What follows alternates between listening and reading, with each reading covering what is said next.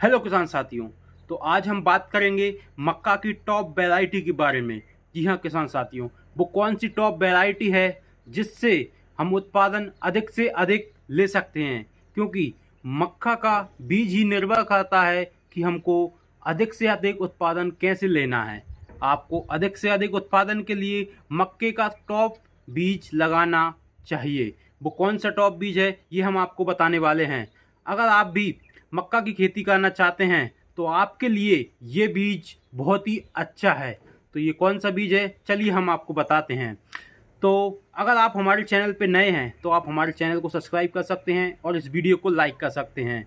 तो हम आते हैं हमारी मक्का की टॉप वैरायटी के बारे में। जी हाँ किसान साथियों, तो मक्का की टॉप वैरायटी है कावेरी KMH 8322।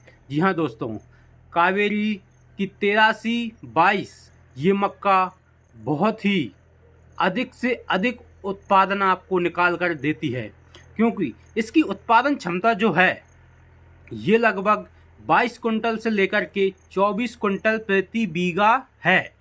क्योंकि आज तक की जितनी भी ये जो मक्का की वैरायटियां हैं, बहुत सारी अनेक वैरायटी है।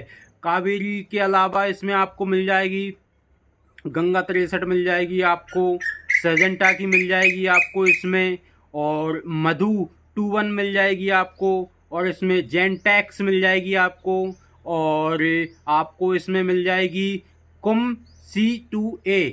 ये क्योंकि बहुत सारी मार्केट में मक्का की वैरायटियां उपलब्ध हैं, लेकिन हमको टॉप वैरायटी की आवश्यकता है। क्योंकि जब हम टॉप वैरायटी मक्का की लगाएंगे तो हमारे खेत में अधिक से अधिक उत्पादन निकलेगा।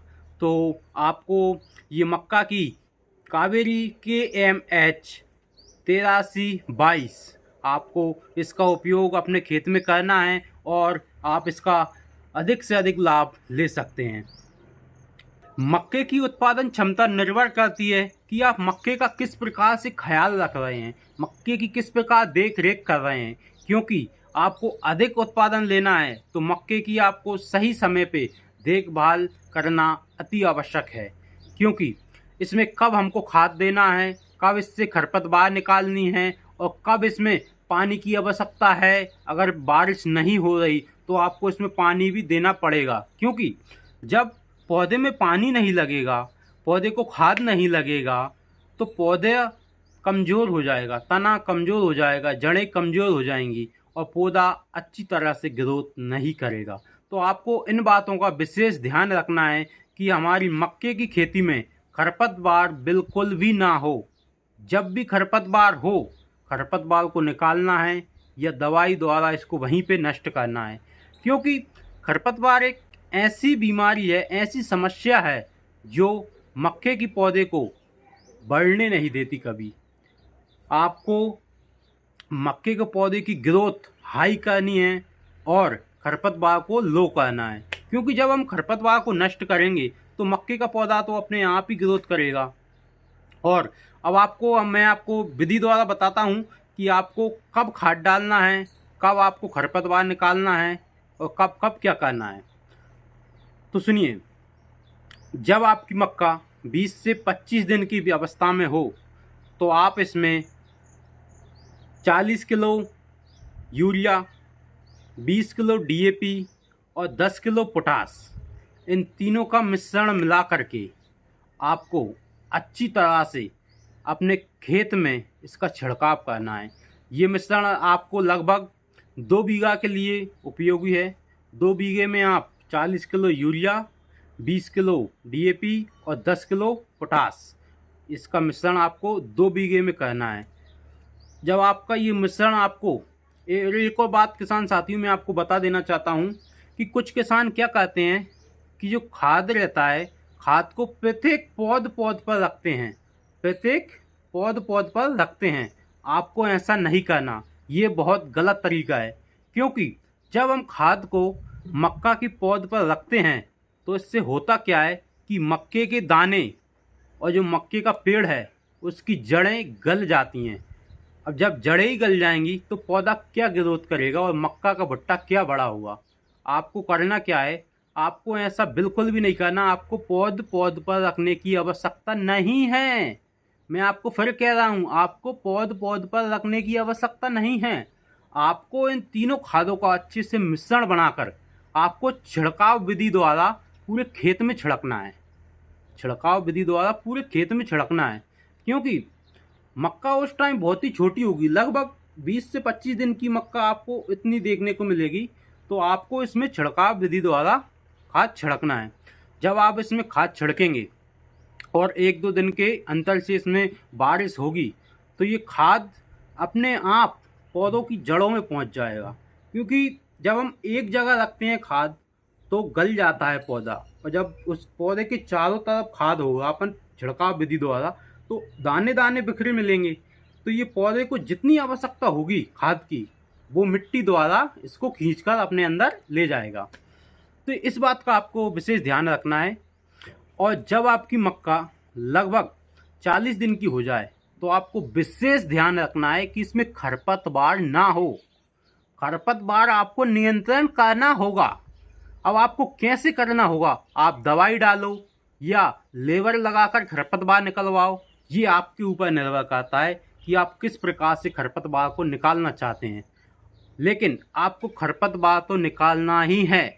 अगर आप जब तक आप खरपतवार नहीं निकालोगे, आपका उत्पादन क्षमता नहीं बढ़ेगा, क्योंकि खरपतवार से ही इसमें इल्ली का प्रकोप आता है, इसमें कीड़े का प्रकोप आता है, अन्य बहुत सी बीमारियां हैं जो इससे खरपतवार से निकल के मक्का के पौधे में जाती है। अब आपको ये ध्यान रखना है कि खरपतवार आपने खेत में बिल्कुल भी नहीं होने देना है। अब जब आपकी मक्का लगभग 55 दिन के बीच में हो या 50 दिन के बीच में हो, तो आपको इसमें यूरिया, डीएपी और पोटास, इन तीनों का मिश्रण फिर से बना करके फिर से छिड़काव करना है। आपको वही पहले वाला 40 किलो यूरिया, 20 किलो डीएपी और 10 किलो पोटास, इसका मिश्रण बना करके आपको दूसरा खाद देना है। आपको दूसरा खाद देना है। कोई कितना भी मना करे कि मक्का में एक ही खाद दो, पर आप उनकी बात मत मानना। अगर आपको अधिक उत्पादन लेना है तो आप अपनी मक्का में दूसरा खाद देना ही होगा। क्योंकि जब आप 50 से 55 दिन की आपकी मक्का होगी, तो वो मक्का, उसमें से भुट्टे निकलने वाले होते हैं उसी समय, तो आपको उसी समय उसमें खाद देना है। जब आप उस समय खाद देंगे और छिड़काव विधि द्वारा खाद देंगे, तो खाद पूरी सतह में अच्छी तरीके से फैल जाता है।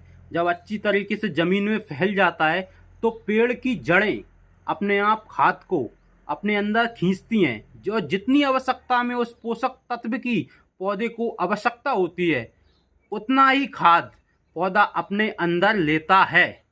और जब हम पौधे पर, आपने माना कि हमने एक मुट्ठा भर के पौधे पे डाल दिया, तो उससे कोई फ़ायदा नहीं है, उससे अपना पौधा ही गलेगा। आपको ऐसा नहीं करना है। आपको पौध पर रखने की कोई आवश्यकता नहीं है। आप सिर्फ छिड़काव विधि द्वारा डालो। छिड़काव विधि द्वारा आपका बहुत ही आसानी से डल जाता है। एक व्यक्ति या 2 व्यक्ति आपके सारे खेत में खाद डाल देगा, और आप जब रख प्रत्येक पौध पर खाद लगवाओगे तो लगभग 20 से 40 व्यक्तियों की आवश्यकता होती है, क्योंकि इतने लोग ही पौध पर खाद रख पाते हैं। और उसमें लेबर भी अधिक लगती है, पैसे का खर्च भी अधिक है, और आप छिड़काव विधि द्वारा सिर्फ 2 व्यक्ति द्वारा पूरे खेत में खाद डलवा सकते हैं। तो आपको इन बातों का विशेष ध्यान रखना है। और इसके बाद जब आपकी फसल कटाई का समय आए, तो आपको करना क्या है? हार्वेस्टर का उपयोग बिल्कुल नहीं करना है। मैं तो आपको बिल्कुल मना करूँगा भाई। किसान साथियों, अगर आप मक्के में हार्वेस्टर चलवाते हैं तो आपकी मक्का बहुत ही ख़राब हो जाएगी, बहुत ही ख़राब। क्योंकि भुट्टा तो सूख जाता है, लेकिन पौधा हरा रहता है, उसकी पत्तियां हरी रहती हैं। तो क्या होता है कि जब हम इसमें हार्वेस्टिंग करते हैं और हार्वेस्टर इसमें चलवा देते हैं, तो पौधा भी अंदर जाता है और दाने भी अंदर जाते हैं। तो वो क्या है, हरे पौधे की पत्तियां हैं और दाना है सूखा, तो वो दोनों आपस में मिलके उसके दाने भी हरे हो जाते हैं, और इससे मक्का हमारी ख़राब हो जाती है। तो आपको इस बात का तो विशेष ध्यान ही रखना है भाई, कि आपको हार्वेस्टर नहीं चलवाना, आपको अपने खेत में मक्के तुड़वानी हैं। आपको एक एक भुट्टा तुड़वाना है। जब आपके भुट्टे सारे टूट जाएं तो आप इनको इकट्ठा करके लगभग 8 से 10 दिन अच्छी बढ़िया धूप में सुखा करके इसको निकाल लें। जब आप इनको सुखा करके निकालेंगे तो आपकी मक्का सूखी निकलेगी, आपको इसको धूप में सुखाने की आवश्यकता नहीं पड़ेगी। आप एक दिन से धूप में डालिए इसको, अच्छी कड़ाके की धूप पड़ रही हो, और इसमें अच्छी तरह से सुखा लीजिए इसको।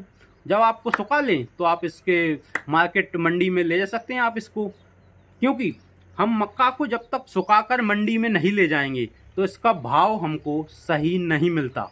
आपको अपनी मंडी में इस मक्का को सुखाकर ले जाना है और इसे उच्च दाम पर बेचना है, क्योंकि सूखी मक्का का दाम लगभग 2600 से लेकर 2800 तक प्रति कुंटल बिकता है।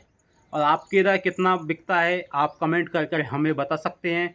और अगर आपको ये जानकारी अच्छी लगी हो तो आप कमेंट में हमें बताइए, हमें मोटिवेट करिए कि हम इस प्रकार की वीडियो और बनाएं, जिससे आप सभी किसान साथियों को अधिक से अधिक लाभ हो। तो आप हमको बता सकते हैं और हमारे चैनल को सब्सक्राइब कर सकते हैं और वीडियो को लाइक कर सकते हैं। नमस्कार।